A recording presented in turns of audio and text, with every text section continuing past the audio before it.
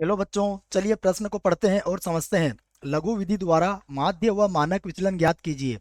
और हमें एक सारणी दी हुई है बच्चों, जिसमें एक साई के मान है 60, 61, 62, 63, 64, 65, 66, 67 और 68 बच्चों। और उसके संगत एफ आई के मान दिए हुए 2, 1, 12, 29, 25, 12, 10, 4 और 5। ठीक है बच्चों। तो प्रश्न को हल करने से पहले प्रश्न के लिए बच्चों हम मुख्य अवधारणा लिख लेते हैं। ठीक है, जिसकी सहायता से हम इस प्रश्न को हल करेंगे। ठीक है बच्चों, तो अवधारणा मुख्य अवधारणा में बच्चों हम प्रश्न से संबंधित कुछ सूत्रों को लिखेंगे, जिसकी सहायता से हम इस प्रश्न को हल करेंगे बच्चों।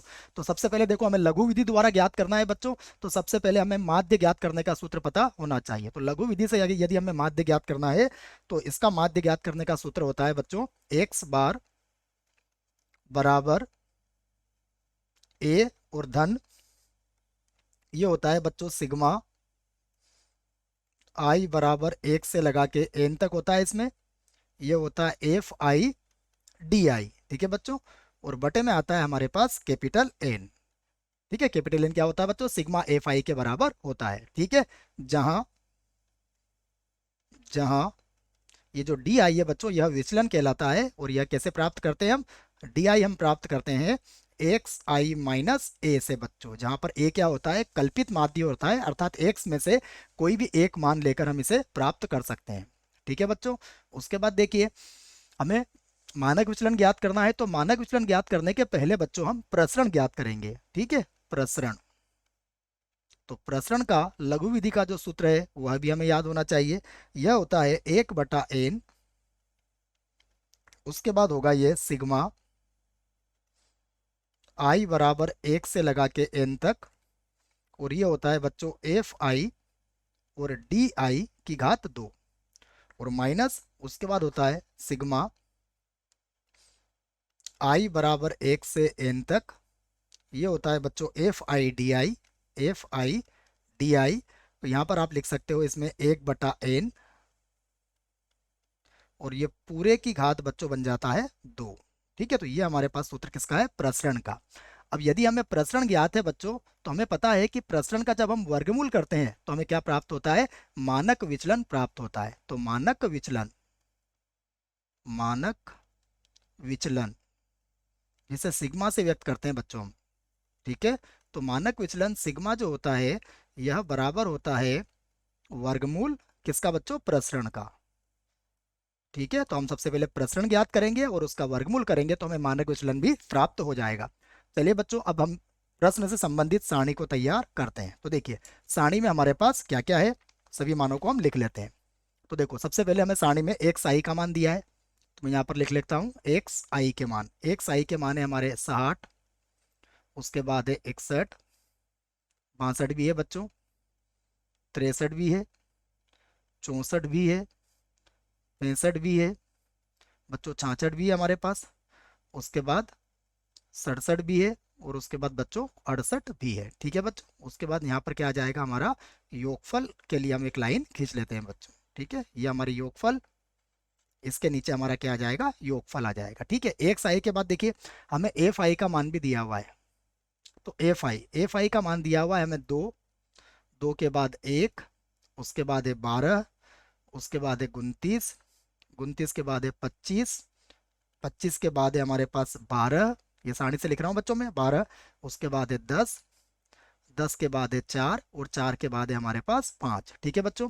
अब देखिए, ये जो एक साई के मान है बच्चों, इनमें से हम किसी एक मान को क्या मान सकते हैं, कल्पित माध्य ए। किसी को भी मान सकते हो बच्चों, वैसे हम मध्य का मान मानते हैं। तो मध्य में क्या दिख रहा है हमें, 64, तो हम इसे क्या मान लेते हैं बच्चों, ए के बराबर मान लेते हैं। ठीक है, तो हम लिख लेते हैं इस बात को कि जो कल्पित माध्य है हमारा, हम लिख लेते हैं माना माना जो कल्पित माध्य ए है वह कितना है, 64 है बच्चों। ठीक है, तो 64 है, तो इसकी सहायता से देखो अब हम क्या निकाल लेंगे, डी आई का मान निकाल लेंगे।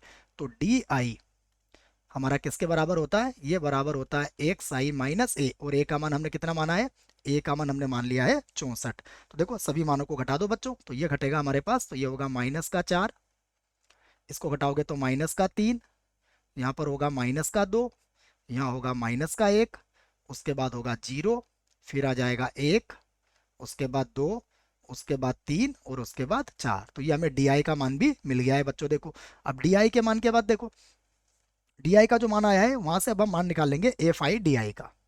तो अगला जो हम स्तंभ बनाएंगे वो बनाएंगे एफ आई डी आई का बच्चों, क्योंकि इसकी आवश्यकता भी हमें पड़ने वाली है।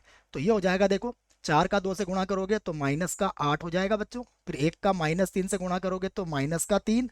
उसके बाद माइनस का 24 होगा ये। ठीक है, उसके बाद होगा माइनस का 29। ठीक है, माइनस के 29 के बाद 25 का 0 से गुणा करोगे तो 0। फिर ये हो जाएगा 12। उसके बाद हो जाएगा 20। 20 के बाद फिर से हो जाएगा ये 12 और पुनः हो जाएगा ये 20।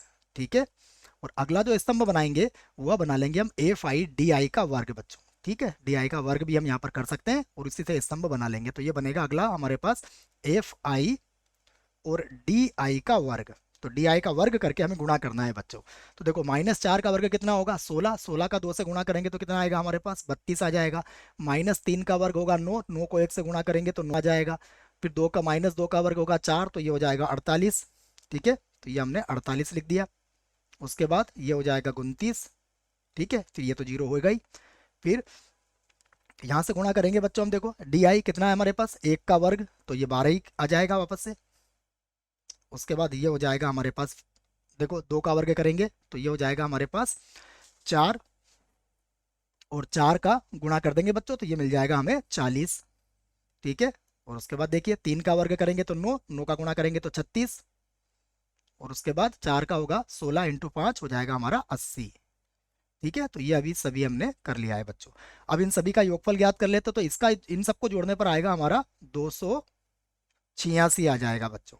ठीक है, और उसके बाद इसे जोड़ लेते हैं बच्चों हम। देखिए एफ को हम जोड़ेंगे तो ये आएगा हमारे पास पूरे 100। ठीक है, और एफ आई डी आई को जोड़ने पर हमारा आ जाएगा 0। ठीक है, तो अब देखो बच्चों हमसे जो पूछा गया है हम उन सभी मानों को यहाँ पर निकाल सकते हैं। तो सबसे पहले देखो हम यहाँ पर निकालेंगे माध्य। तो माध्य का सूत्र हमने मुख्य उदाहरण में लिख लिया है, हम उसे लिख लेते हैं। तो माध्य, तो माध्य क्या होता है एक्स बार और इसका सूत्र होता है ए और प्लस होता है sigma F I D I और बटा एन होता है बच्चों। एन को हम कह सकते हैं सिग्मा एफ आई। ठीक है, तो देखो ए का मान कितना है हमारे पास, ए का मान है हमारे पास 64 minus F I D I हमारे पास है 0 और ये हमारे पास है पूरे 100। तो ये कितना आ जाएगा हमारे पास 64। तो हम यहाँ से कह सकते हैं कि जो एक्स बार आया, एक्स बार का मान कितना आया हमारे पास 64 आ गया है बच्चों। तो यह हमारे प्रश्न का उत्तर होगा। अब देखिए उसके बाद हम क्या ज्ञात करेंगे, इसका प्रसरण ज्ञात करेंगे और प्रसरण के बाद फिर जब वर्गमूल लेंगे तो उसका मानक विचलन आ जाएगा। तो अब हम लिखते हैं इसका प्रसरण। तो देखो प्रसरण बराबर जो सूत्र हमने लिखा है मैं उसे एक बार और लिख देता हूं। ये होता है 1/n।